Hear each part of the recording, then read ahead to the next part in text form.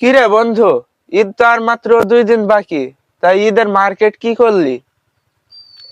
এখনো করিনি বন্ধু। আব্বা টাকা দিয়ে দিয়েছে, দেখি আজ সন্ধ্যার সময় যাব। তুই করিসনি বন্ধু? না বন্ধু, আমাকেও আব্বা টাকা দিয়ে দিয়েছে। চল তাহলে আজ সন্ধ্যার পরে যাই।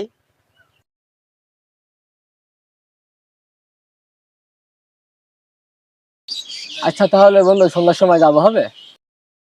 আচ্ছা বন্ধু, ঠিক আছে। কিরা বন্ধু, কেমন আছিস তোরা? কি রে, তুই কিনা বসলি কেন?